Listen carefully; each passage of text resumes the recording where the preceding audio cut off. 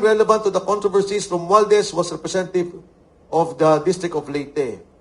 Tapos sinasabi niya dito, notably, Romualdez himself, the Speaker of the House, possesses vast powers which are but not limited to the following: management of the committee, blah, blah, blah. So parang sinasabi na niya yung relationship. Ngayon, admissions and statements of Co relating to his and Romualdez's role in the infrastructure funding scheme. Sabi ni Co, the chairperson of the House Committee on Appropriations through publicly released video statements made detailed declarations concerning his involvement in a scheme relating to the manipulation of public infrastructure funding, including the collection and transmission of funds purportedly derived therefrom. So yung mismo ano nito ito yung the testimony, consistent with the testimonies presented during the hearing, yun naman yung mga delivery ng pera. So parang dinikit-dikit niya. Ngayon, kung gagawin ng legal talaga lahat ng video ni Ko, at talagang papayagan siyang, sige, huwag ka munang umuwi. Dahil baka iniisip mo, delikado buhay mo, pero lahat ng to, pirmahan mo, lahat ng to, i-accept namin na ebidensya, magsabi ka ng totoo, ang laking bagay niyan. Yung pananahimik ng sa Senado siya, yung Blue Ribbon Committee, anong nakikita mo nila? Naunahan na sila ni Boying Remulla. Sana madagdagan pa nila. Pero naunahan sila ni Boying Remulla. Last question ko. Hindi ba lumaro sa isip mo, sa imahinasyon mo na itong move ni Remulla na magpapile na ng ganyan, he's pushing through with the filing of the case against Romualdez. Hindi ba lumaro sa isip mo na may go signal na siya kay BBM? Ang tanong kung may go signal to ni BBM, kung lumaro sa isip ko. Ako kasi, mahirap mag-analyze ba? O kumuha ng opinion. No? Kasi, parang sa akin, lahat ng yan Tama ba tong kaso? Paulit-ulit kong binabasa. Bakit may ganitong kaso? Ito ba'y itinulak ni BBM? Ang para sa akin lang, lahat ng yan lumaro sa isip ko lahat. Ang importante lang sa akin is number one, nailagay sa ebidensya ang video statements ni Ko, nailagay ang statement ni Gutesa, which is official anyway sa Senado, nailagay yung affidavit ng 18 Marines, na official din naman, submitted sa Ombudsman. Kasi at that time, binabaliwala Hindi pinapansin, pinapatay yung storya.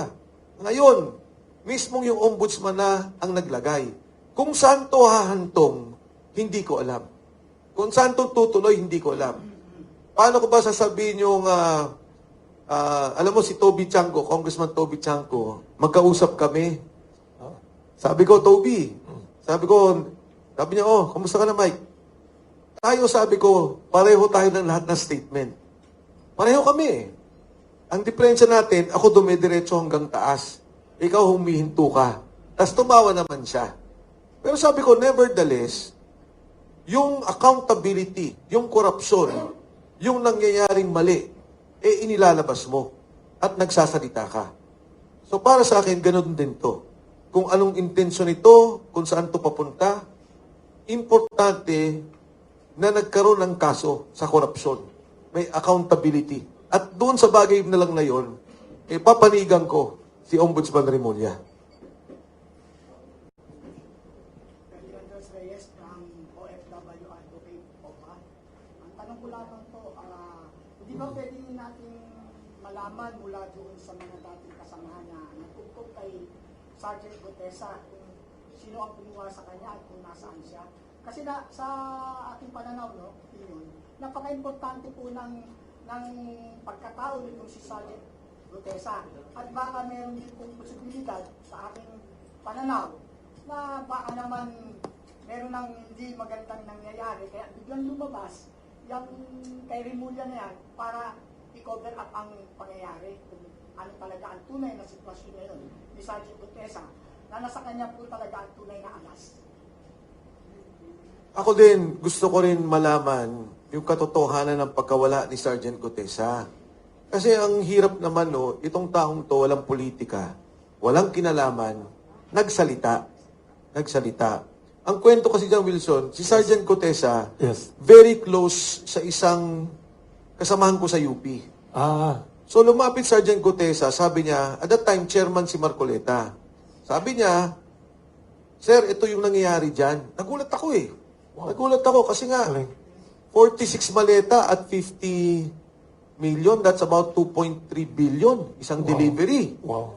So nagkikwentuhan kami, dinala ko sa a week after ata or a week and a half kay Oo. Senator Marcoleta. Sabi ko, kayo na mag-usap. Yes. So sila nag-usap.